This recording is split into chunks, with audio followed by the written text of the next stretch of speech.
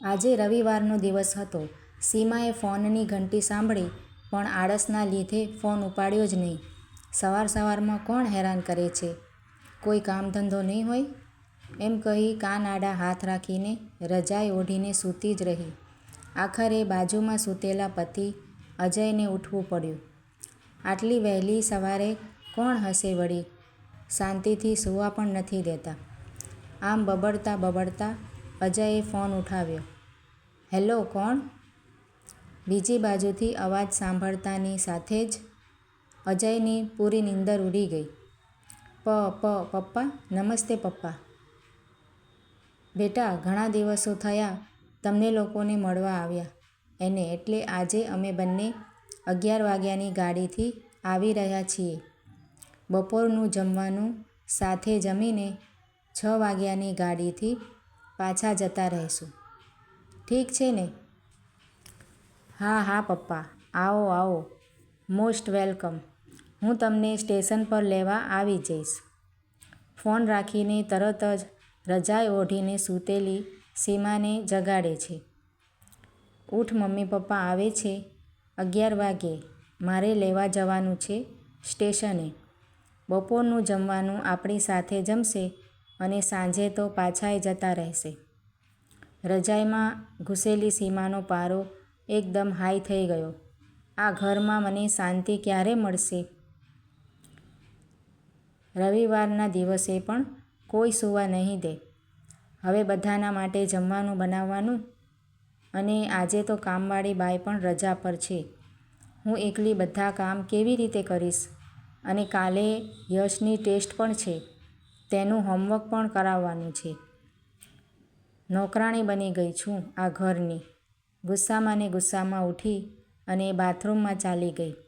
અજય જોતો જ રહી ગયો, પણ પોતે તૈયાર થવા માંડ્યો. મમ્મી પપ્પાને સ્ટેશને લેવા માટે જો જવાનું હતું. સીમા બાથરૂમમાંથી બહાર આવી તો નાક તો હજુ ફૂલાયેલું જ હતું. અજયે પૂછ્યું, હું શું કહું છું? મમ્મી પપ્પા આવે છે તો જમવાનું શું બનાવીશ? ગુસ્સામાં રહેલી સીમાએ કહ્યું, હું છું ને, મને ગરમ તેલમાં તળીને ખવડાવી દો. અજય, હું મમ્મી પપ્પાને લેવા માટે સ્ટેશને જાઉં છું, એમ કહીને નીકળી જ ગયો.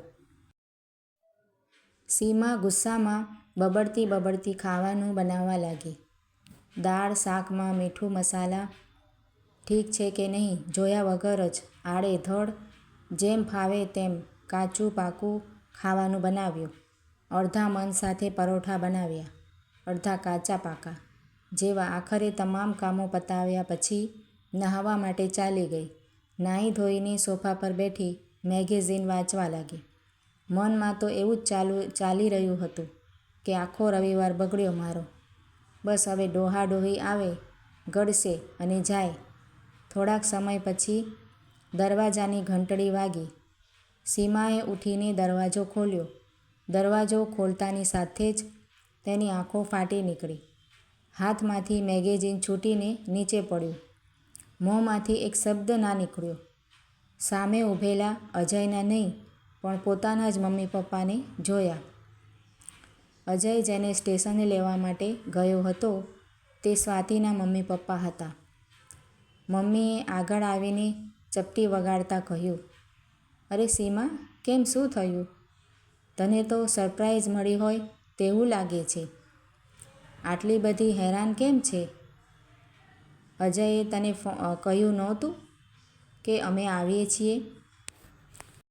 ફાટેલા અવાજ સાથે જ સીમાએ કહ્યું, નહીં મમ્મી. અજયે કહ્યું હતું પણ પોતાની વાત અધૂરી મૂકીને જ કહ્યું, કંઈ વાંધો નહીં, તમે અંદર તો આવો. અજય મનમાં ને મનમાં મલકાઈ રહ્યો હતો. ચારેય જણા લિવિંગ રૂમમાં બેઠા હતા. થોડા સમય તો આમ તેમ વાતો કરી. પછી પપ્પાએ કહ્યું, સીમા, ગપ્પા જ મારતી રહીશ કે પછી કંઈક ખવડાવીશ? અને સીમાને તો જાણે સાપ સૂંઘી ગયો. કેવું જમવાનું બનાવ્યું હતું એ તો પોતાનું મન જ જાણે, પરંતુ બીજો કોઈ રસ્તો પણ શું હતો? પોતાના હાથેથી બનાવેલું કાચું પાકું ભોજન પોતાના જ મમ્મી પપ્પાને પીરસવું પડ્યું. મમ્મી પપ્પા જમી તો રહ્યા હતા, પરંતુ બંનેના મનમાં એક જ સવાલ, રસોઈની રાણી ગણાતી એવી અમારી દીકરી સીમા આજે આ કેવું ભોજન ખવડાવી રહી છે. સીમા તો બસ મોં નીચે કરીને ચૂપચાપ ખાઈ રહી હતી. મમ્મી પપ્પા સામે આંખ મિલાવવાની હિંમત નહોતી થતી. જમવાનું પત્યા બાદ બધા રૂમમાં બેઠા હતા અને અજય હમણાં આવું છું એમ કહીને બહાર ચાલ્યો ગયો. અજય બહાર ગયો એટલે તરત જ ઘણા સમયથી ચૂપ બેઠેલા મમ્મીએ કહ્યું, સીમા, આ શું ચાલી રહ્યું છે? અજયે તને કહ્યું નહોતું કે અમે આવી રહ્યા છીએ?